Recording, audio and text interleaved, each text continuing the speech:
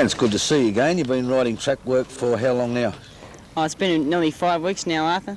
And how do you feel in yourself? Oh, great. I've always had my confidence, back since I've had the operation. I've been riding horses for about 4 or 5 months now, and I've been riding work for 5 weeks, and I'm getting pretty fit and looking for a comeback. You've been riding for Ray Wallace? Oh, Ray's stable. Ray's out at the moment. I've been riding the horses in his stable, and I've also been riding work for Max Lees and Robin Hoysted and a few others around the place, so I'm getting pretty fit. What about your weight? Well, it's up a little bit at the moment, but when I first come back riding, I'm not going to be riding that light, so it won't matter. I'll probably ride around 51, 52 if I can, and hopefully just kick off from there. Wayne, I know you expect to be riding back very shortly, but have you had any message from the AJC yet? No, Arthur, I hope to be riding here at the meeting, but they still haven't got back in touch with me, and it's all up in the air at the moment. But if things go right, I'll be riding at the Cameron Cup meeting. Well, it'll be a great draw for the Newcastle Jockey Club, and I know that everyone in Newcastle will be glad to see you back in the saddle. Well, good to be back in the saddle, Arthur, being off for nearly 12 months now, and no paychecks coming in, so it'll be good to get back and earn a bit of money. Certainly will be, and as far as the Cameron and the Winfield Gold Cup go, have you had any offers for rides yet? Well, Arthur, the horses in the Cameron that have got my weight probably have got jockeys already, But there is a hope if I come back, I'll be riding Peninsula for our stable in the Cup, so he might give a good sight for himself and hopefully win the Cup for me. Wayne, let me wish you every success, and I certainly hope that you're back for the carnival. Thanks very much, Arthur. Thank you.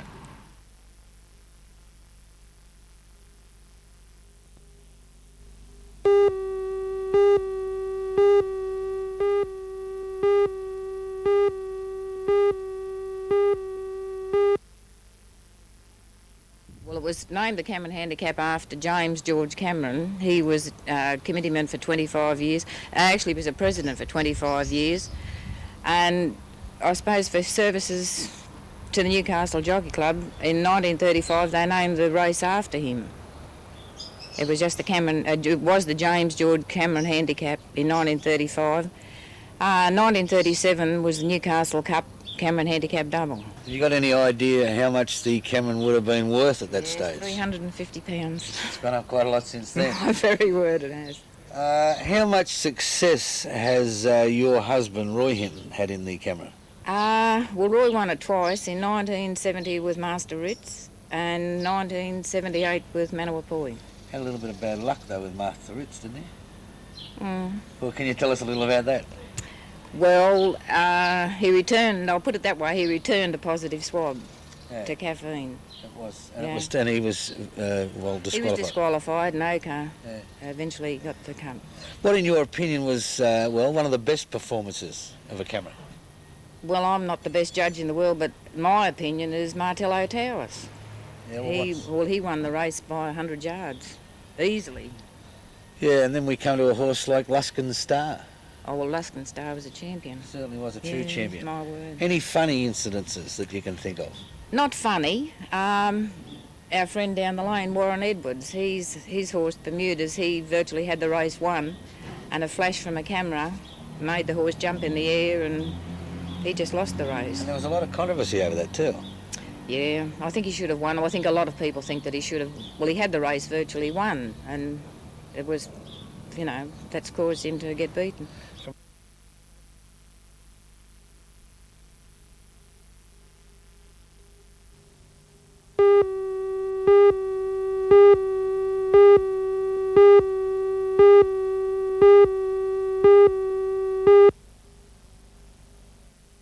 I was very pleased with his work this morning. What about, you must be happy with the weight he's got? Yes, I think he's pretty well in the handicaps. Well, he's in pretty good form at the moment with the Cup win at Warwick Farm, and, he's not getting any younger. He is a top chance. What, in your opinion, how would you like the race run? I'd like to be a fair bit of speed on, and if he's not out near the front, just off the pace. Well, there is another one in it, Kiamare, who I suppose it will be out of he and Peninsula, who does lead. Yes, I'd like to see him possibly just off the pace, not out in front leading. He usually has to lead because there's no pace in the races, but I would like to see him just in off the pace. Now, he's held his form for a fair while this time up? Yes, he's been up for a long time this time. He's done a bit of travelling around. He's been to Coffs Harbour and a lot of trips to Sydney. John, have you decided on a jockey yet? No, I haven't been in contact with Neville. I don't know whether he's going to accept the ride on Gala Mascot or he stick with us. I don't know. I haven't seen him yet. Who do you think will be the hardest to beat? Probably Noble Heights.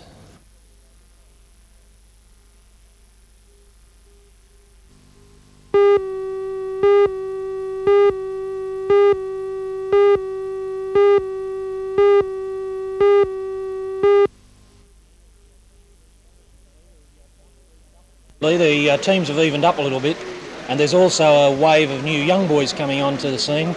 The standard is improving every year, I think, and this year will be a good year. Yeah. Your club, Charlestown, are you stronger now? You won it last year. Yeah, we won it last year and we won the year before, as a matter of fact, and we've got Mark Curry back. He had a disappointing season in Sydney, but I think the travelling had a lot to do with that. He's back, so we're stronger, and we blooded a few young players last year, and they're proving very good this year.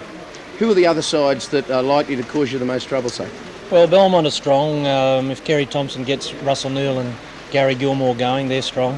University, the team we're playing at the moment, are strong because David Johnson's such a good player. Other than that, they're very even. Wallsend have a young side. Whether they've got the experience to see them through a few tight spots, I'm a little bit doubtful about. Are all the sides competitive, or are there a couple that may drag the chain? Well, I think whenever you've got a 12-team competition, there are always going to be a couple that aren't as strong. The team that I should have mentioned was Southern Lakes. They'll have Robert Holland for the whole of the year. They have a home ground advantage out at Toronto. I tipped them to make the semi-finals. So it looks like been a good year in Newcastle. Is there any young players, you said there are plenty coming through that you're blooding and what have you, are there a couple you might name that maybe one day will play for New South Wales? Well, it's hard to say, but there are a couple playing for Waratah that are very promising. Two young boys of Gary, and the boy of McIntyre from University is a good player. Yeah, there are quite a few around. Do they need to go to Sydney to get in the stateside? Not yet. They will have to in the end, but Newcastle can give them good experience.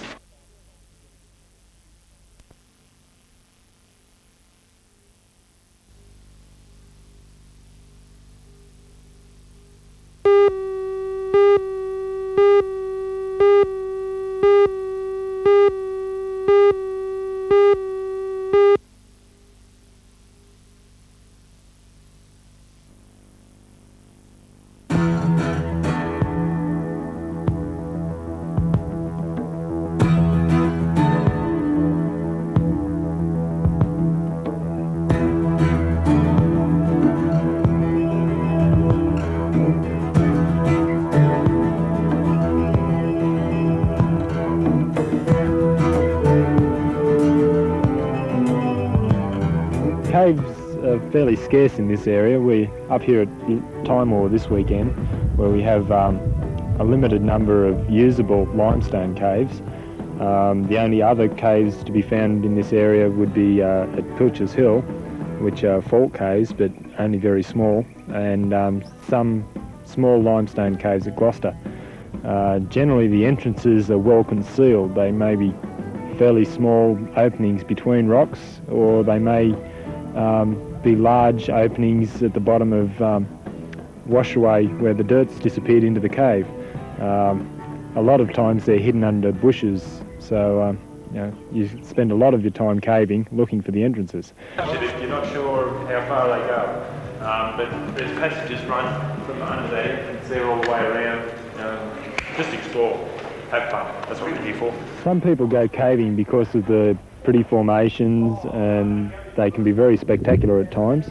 Other people enjoy the thrill of achievement by being able to negotiate difficult passages and descend into deep holes and be able to come back out again and have explored the cave fully. The caves at Timor are fairly small by even Australian standards, and mainly they're all horizontal, which means there's not many deep holes. And apart from the main cave, the chambers are usually fairly small. Main cave is the exception in this area, in the main ballroom area is quite large, and it's easily walk around. The ceiling height is approximately 100 feet. Caves around here have been fairly well used. They've been open to the public for probably 100 years, and therefore the formations in the easy to get at sections are mostly broken or mutilated or very dirty from where they've been handled by people. Also, the caves here are fairly dry in that in the early sections of them they're dead, which means that the water has evaporated out and the formations have stopped growing. In the further away passages, out in the backs of caves, there are still some live formations growing, and there can be some good formations in the areas that people don't normally visit.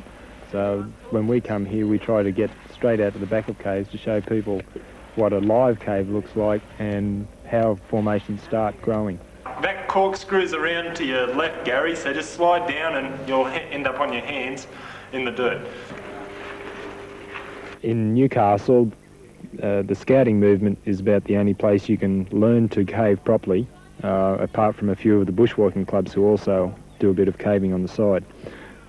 We run 9 courses a year for venturers, which age group of 14 to 18, and we teach them the basics of caving, cave safety, a little bit of cave rescue, and cave conservation, so that we ensure that in future courses there's still some formations left for other people to see.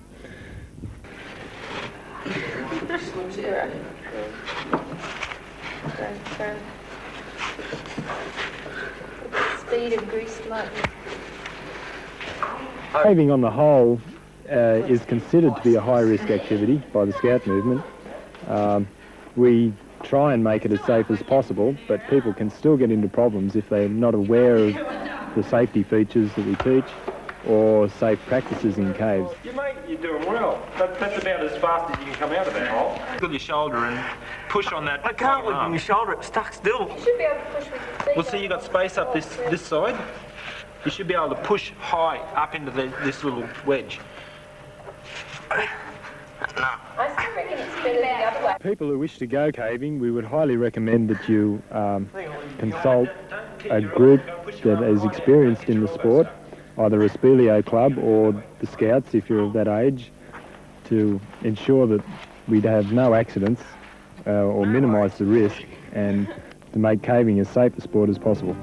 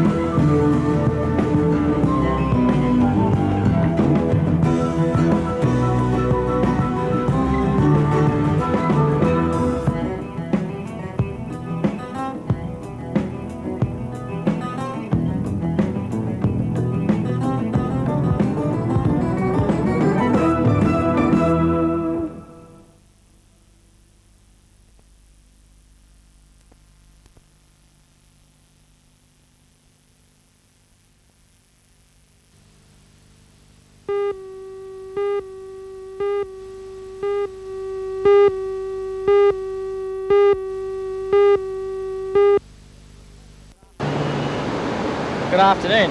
Well, as you can probably see, fishing around the rocks and the beaches is not much good for this weekend. There's quite a heavy swell running outside, and it's coming right through to the beach and breaking it up badly. I had a look around the beaches this morning, and it's just pretty well a write-off. But there's some lovely fish being taken in the estuary. The Hunter River, there's been reports and sightings of some beautiful whiting being taken. Unfortunately, you have to have bloodworms. If you can get the bloodworms, you'll get those big whiting. And I mean big whiting. They're ½ a pound, which is a top whiting for this time of the year. Swansea Channel, some very good fish being taken there too. The flathead are starting to show up. It's probably a little bit early for quantity of flathead to be taken, but the quality is certainly there. There's been some 5 and 6 pounders taken, mainly up around the Sand Island, that's just near Marks Point, or the drop over. And these fish have been taken on lures, surprisingly enough. Lure fishing doesn't come into its own till usually well after Christmas. If you really wanted to have a go, I'd say probably Sunday afternoon on the run-out tide would be as good as anything, about a 4 o'clock low, I think, Sunday. And if you haven't got the lures, pilchards will be as good as anything, I should imagine. Also, there's been a few odd big tailor being taken in the lake. These are probably what's left of the winter tailor. Unfortunately, the water's still cold, and this tends to keep the fishing down pretty quietly. But if you want to have a bit of a go, as I say, Sunday afternoon, floating pilchards round about the drop over, down to Mark's Point, probably around the bridge area, you might score some very nice fish. That's about it. Good afternoon.